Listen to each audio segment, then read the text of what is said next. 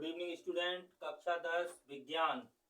अति महत्वपूर्ण क्वेश्चन है, श्रेणी क्रम में जुड़े तीन प्रतिरोधों के तुल्य प्रतिरोध के लिए सूत्र स्थापित कीजिए। बच्चों, ये परीक्षा में आता है, आप इसको ध्यान से समझे।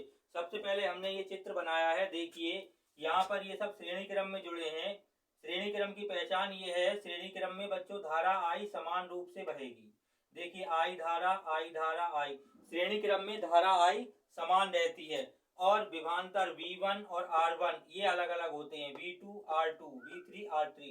तो जैसा कि चित्र में उपकरण सजाया हुआ है, माना तीन प्रतिरोध क्रम से R1 R2 और R3 श्रेणी क्रम में जुड़े हैं। बच्चों, ये तीन प्रतिरोध R1 R2 और R3 श्रेणी क्रम में जुड़े हैं तथा इसमें समान धारा I प्रवाहित हो रही है। ये देखिए I समान धारा प्रवाहित हो रही है। यदि इन प्रतिरोधों के सिरों के बीच विभवांतर, ये प्रतिरोध है, ये इनके सिरे हैं, इनके बीच विभवांतर क्रम से V1 V2 और V3 हो, तो अब ओम का नियम लगाएंगे। ओम का नियम क्या होता है?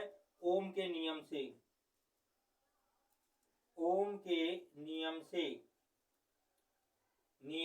ओम का नियम होता है बच्चों V बराबर I R।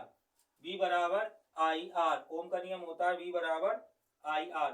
तो अब देखिए, जब पहला ये प्रतिरोध है तो यहाँ पर ओम के नियम से हो जाएगा V की जगह, फर्स्ट के लिए V की जगह V1 बराबर I R1, समीकरण 1। ऐसे ही दूसरे प्रतिरोध के लिए V2 बराबर I R2। नंबर 3 के लिए प्रतिरोध के लिए विभवांतर V3 बराबर I R3। समीकरण 1, 2 व 3 को जोड़ने पर, समीकरण 1, 2 व 3 को जोड़ने पर समीकरण 1 प्लस 2 प्लस 3। तो समीकरण 1 पहले लेफ्ट साइड जोड़ लेंगे बच्चों, V1 plus V2 plus V3, V1 plus V2 plus V3 बराबर राइट साइड जोड़ेंगे IR1 plus IR2 plus IR3। इसके बाद देखिए बच्चों, V, अगर परिणामी प्रतिरोध कुल प्रतिरोध V हो तो V बराबर होता है V1 V2 प्लस V3। इसकी जगह लिखेंगे V बराबर, यहाँ पर देखिए I धारा सब में है तो I कॉमन ले लेंगे तो I ये बचेगा R1 plus R2 plus R3। अब चूंकि ओम के नियम से हम जानते हैं, ये नंबर 4 मान लीजिए, चूंकि V बराबर क्या होता है IR, V बराबर क्या होता है IR। तो अब बच्चों ये जो V है इसकी जगह हम क्या लिख देंगे I और R। तो यहाँ पे V की जगह लिख देंगे I R बराबर I R1 plus R2 plus R3। तो I से I कैंसिल हो गया, तो आपके पास आ गया R बराबर R1 plus R2 plus R3।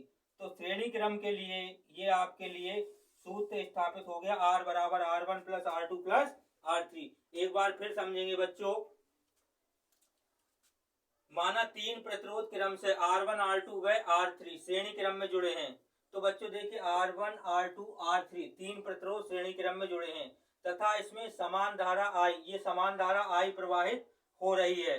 यदि इन प्रतिरोधों के सिरों के बीच विभवांतर, देखिए विभवांतर V1 V2 और V3, कहने का मतलब है विभवांतर V1 V2 V3 मानना है और प्रतिरोध R1 R2 और R3 ये अलग रहेंगे क्रमशः।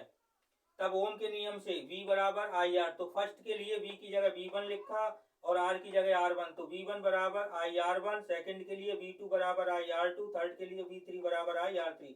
समीकरण 1, 2 व 3 को जोड़ने पर, समीकरण 1, 2 व 3 को यहाँ पे लिख देंगे जोड़ने पर।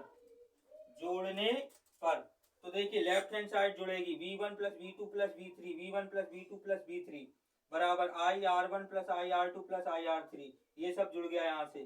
तो अब देखिए ये जो है V1 प्लस V2, ये कुल परिणामी प्रतिरोध हमने मान लिया V, तो V बराबर होता है V1 plus V2 plus V3। तो इस पूरे की जगह लिख दिया हमने V। अब यहाँ पे I समान धारा है तो कॉमन ले लिया I, तो R1 plus R2 plus R3। अब ओम के नियम से V बराबर क्या होता है IR, तो ये V है, इसकी जगह हम यहाँ लिख देंगे IR, तो I से I कैंसिल हो गया, तो R बराबर आ गया R बराबर R1 plus R2 plus R3। ये आपके लिए सूत्र स्थापित हो चुका है। आप इसको अच्छी तरह से नोट डाउन कर लीजिए, लिख लीजिए। 4 नंबर आपके पक्के हैं, परीक्षा की दृष्टि से अति अति महत्वपूर्ण है।